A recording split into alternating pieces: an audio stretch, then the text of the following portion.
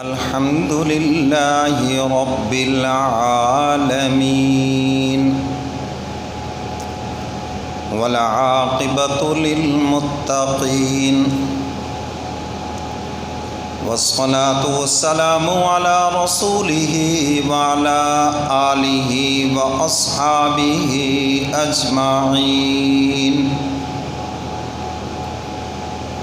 أما بعد فأعوذ بالله من الشيطان الرجيم بسم الله الرحمن الرحيم ولقد آتينا إبراهيم رشده من قبل وكنا به عالمين صدق الله مولانا العظيم وصدق رسوله النبي الكريم ونحن على ذلك من الشاهدين والشاكرين والحمد لله رب العالمین۔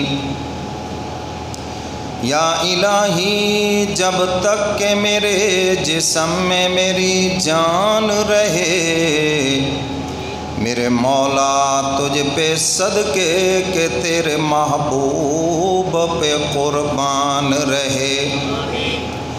میں رہوں یا نہ رہوں مگر یہ دعا ہے دل کی کہ دین احمد رہے اور عزت قرآن رہے۔ یا ربی صلی وسلم دائما ابدا علی حبیبک خیر الخلق کلہم والحبیب الذی ترجع شفاعتہ لکل حول من الاحوال مقتحم۔ درود پاک پڑھ لیں سب حضرات۔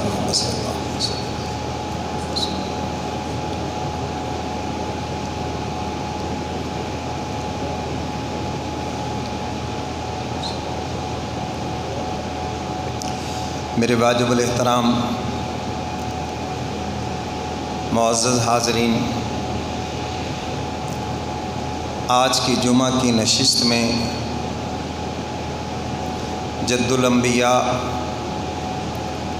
سیدنا ابراہیم علیہ السلام کا تذکرہ کروں گا۔ سیدنا ابراہیم علیہ السلام وہ موحد اعظم ہیں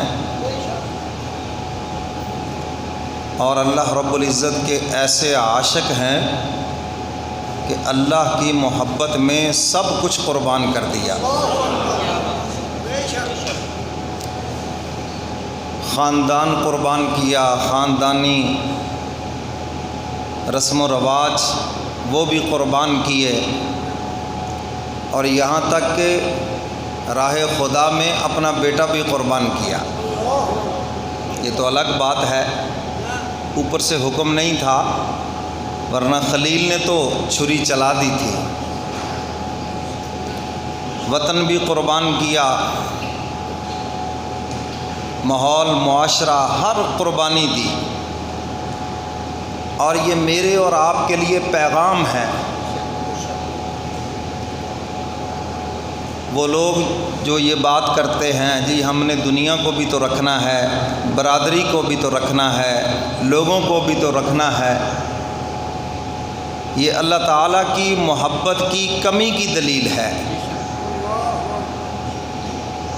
ابراہیم علیہ السلام کے سامنے بھی سارے یہ جال تھے، ساری باتیں تھیں، لیکن انہوں نے سب کچھ اللہ تعالیٰ کی محبت میں قربان کر دیا۔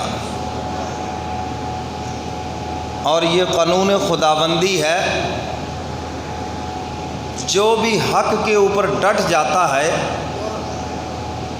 حق تعالیٰ پھر اپنا سارا فضل اسی پہ فرما دیتے ہیں۔ ابراہیم علیہ السلام اکیلے ڈٹے، سارا فضل ابراہیم خلیل کے اوپر ہو گیا۔ اور حضور علیہ الصلاۃ والسلام نے فرمایا انا دعوت جدی ابراہیم میں تو اپنے دادا ابراہیم کی دعاؤں کا نتیجہ بن کے آیا ہوں۔ یہ اتنا بڑا انعام ایسے نہیں ملا۔ حق کے اوپر ڈٹے اور قربانی دی۔ حق کہنا 50 نمبر اس کے ہیں، اور پھر حق کے اوپر ڈٹ جانا 50 نمبر اس کے ہیں۔ آپ حق کہیں بھی اور حق کے اوپر ڈٹ جائیں تو پھر آپ کے 100/100 نمبر ہیں، اور اگر آپ حق ہی نہ کہیں، سانو کی جی جڑا جتھے لگیا ہے، یہ بھی ایک فارمولہ ہے یا نہیں ہے؟ سانو کی جڑا جتھے لگیا با ٹھیک ہے جی، کیوں جی، ہے یا نہیں یہ بات؟ کل کو کوئی چوری کرنے لگا ہو تو پھر وہاں بھی آنکھیں بند کر کے کھڑے رہنا۔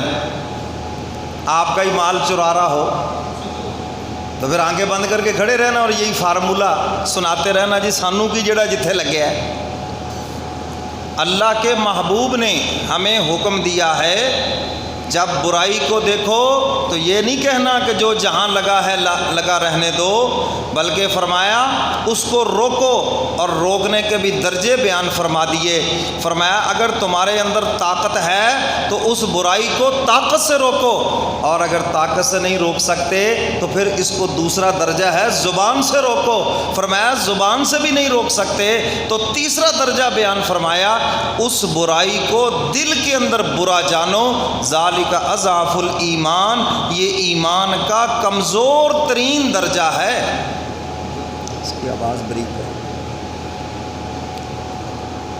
کیونکہ اگر تم نے دل میں برا نہ جانا تم خود اس میں مبتلا ہو جاؤ گے۔ ایک چیز کو آپ برا نہیں سمجھتے تو آپ بھی اس میں شامل ہو جائیں گے۔ تو اس لیے گناہ کی نفرت دل میں ہونا چاہیے، ورنہ آپ بچ نہیں سکتے گناہ سے، آپ بھی مبتلا ہو جائیں گے اس میں۔ چلو جی کوئی نہیں، پھر کیا ہوا، تھوڑا سا کر ہی لیں، آپ مبتلا ہو جائیں گے اس میں۔ اور یہ کمزور ترین درجہ ہے کہ آپ گناہ کو دل سے برا سمجھیں، یہ کمزور، ذالک اضعف الایمان۔ اور اگر ہم گناہ کو برائی نہیں سمجھتے، برے کو بھی برائی نہیں سمجھتے، برائی کو بھی برا نہیں سمجھتے، تو پھر تو اپنے ایمان کی خیر منائیں، ہم تو کمزور ایمان سے بھی دور چلے گئے۔ بات سمجھ آ رہی ہے؟ تو اس لیے برائی کو روکنا بحیثیت مسلمان سب کے اوپر فرض ہے، صرف حکمرانوں پہ فرض نہیں، ہم سب پہ فرض ہے۔ حدیث مبارکہ میں ہے تم میں سے ہر ایک